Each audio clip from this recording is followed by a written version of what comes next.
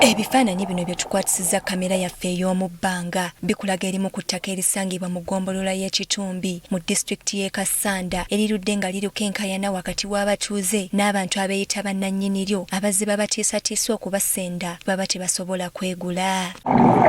Abatuuze bagamba bazze banyigirizibwa ebitagambika olw'okugobaganyizibwa nga n'abamu balemererwa okukola ebibakulaakulanya olw'okutya okugobaganyizibwa akaseera konna. Tubonaabona tukola buli lunaku akabere ka leero ffe tetwesobola naye abeesobola oba batubako ebibanja. Oluvannyuma lw'okwekubira enduulu wa minisita omubeezi ow'eby'ettaka Sam Mayanja asitukiddemu okutaasa abatuuze obutagobaganyizibwa.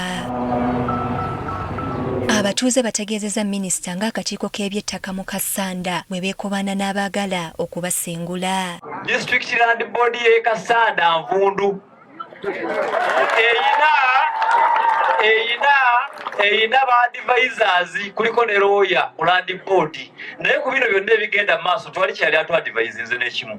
Era bagamba nti abeeyita bannannyini ttaka block number ne plot number bye bagamba bwe babinoonyerezaako mu woofiisi y'eby'ettaka tebabisangayo. Bwe bagezezaako okuleeta ebyapa byabwe nga babituma buloko 485 plot 17 ne tugenda mu Landizi okubisaakinganga nga ne buloko number ezo tezisoma. Abalala bagamba nti abeeyita bannannyini ttaka ate nga bagaana okubawa obusuulu n'ekigendererwa eky'okubagobaganya. Ffe tukuza ettaka eryo nga tetuwa limaze ebbanga ddene ng'era tekuliko muntu ajja nti nannyini ettaka naye abaana be bazadde ate nga batusanzeeko bataata baabwe batusanzeeko busanzi be baana abazze nga bajja basomba abantu nga bagamba nti nno be bannannyini ttaka.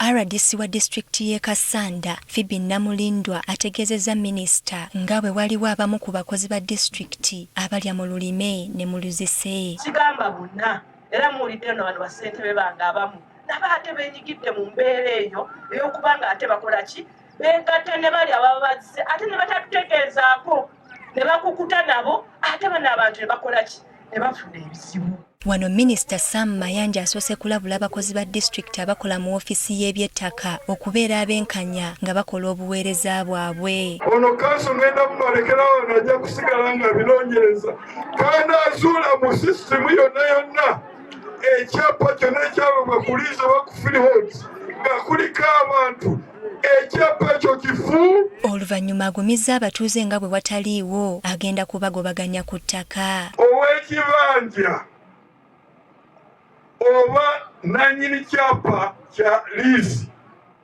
oba nannyini kyapa kya freehold oba nannyini kyapa wa mayiro tokwatibwako. Ono ategeezezza nga bw'asazizzaamu ebyapa byonna ebibaddeko embiranye mu ggombolola eno oluvannyuma lw'okukizuula ng'abasinga ku bannannyini byo tebaagoberera mitendera mituufu okubifuna. Olwekyo nongeramu nti ebyapa byonna ebya liizi ebyaweebwa nga kuliko abatuuze byonna mbisazizzaamu kaakati byonna. Minisita agenze okuva mu kifo kino alese abatuuze bafunye akaseko ku matama.